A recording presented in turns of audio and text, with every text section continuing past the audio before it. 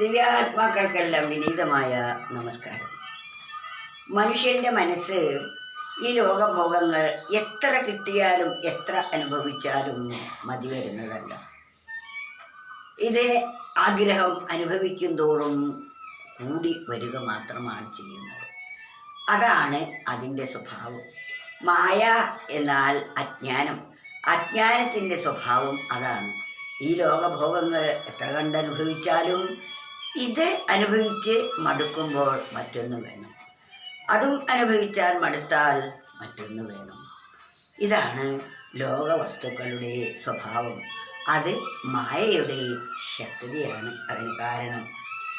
ആർത്തി കൂടിയ മർത്യന്മാർ വീണ്ടും പിന്നാലെ ചെന്നിടും, ദൂരേക്കു മാറി മാറിപ്പോയി മോഹിപ്പിക്കുന്നു മായയും.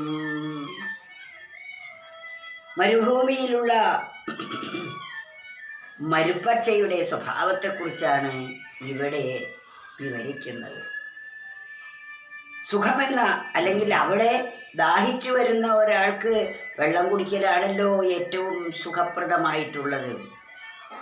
അങ്ങനെ ദാഹിച്ചു മരുഭൂമിയിൽ മാൻകൂട്ടം വെള്ളം കുടിക്കാനായി ജലാശയം കണ്ട് ഓടിയെടുക്കുന്നു. ആർത്തി കൂടിയ മർത്യന്മാർ.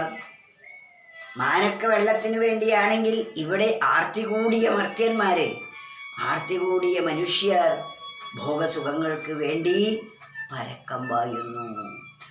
ആർത്തി കൂടിയ മർത്യന്മാർ വീണ്ടും പിന്നാലെ ചെന്നിടും. ഒന്നനുഭവിച്ച് അതിൽ നിന്ന് സുഖം കിട്ടിയില്ലെങ്കിൽ മറ്റൊന്നിലേക്ക് പറക്കുകയായി. അതും ശരിപ്പെട്ടില്ലെങ്കിൽ വേറെ ഒന്നിലേക്കാണ് പിന്നത്തെ പോക്ക്. അതാണ് വീണ്ടും വീണ്ടും വസ്തുക്കളെ തന്നെ സംഭരിക്കാനായി വെമ്പൽ കൊള്ളുന്നു. ആർത്തി കൂടിയ മർത്യന്മാർ വീണ്ടും പിന്നാലെ ചെന്നിടും, ദൂരേക്ക് മാറി മാറിപ്പോയി. എന്നാൽ മരുഭൂമിയിലെ മരുപ്പച്ചയിലെ ജലാശയം അതെത്ര കണ്ട് നാം അടുക്കുന്നുവോ അത്ര കണ്ടത് അകന്നകന്നു പോകുന്നത് പോലെ മനുഷ്യരുടെ സുഖതൃഷ്ണയും കൂടിക്കൂടി വരുന്നു.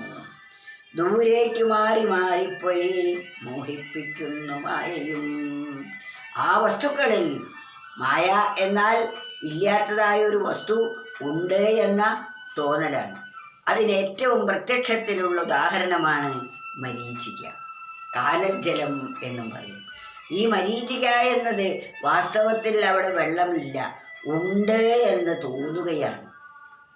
ഇല്ലാത്ത വെള്ളം ഉണ്ട് എന്ന് തോന്നപ്പെടുന്നതിനെയാണ് മായ. മായയുടെ ശക്തി കൊണ്ടാണ് അവിടെ ജലം ഉണ്ട്, അത് സത്യമാണ്, അത് കുടിച്ച് തനിക്ക് ദാഹം തീർക്കാം എന്ന് കരുതുന്നു.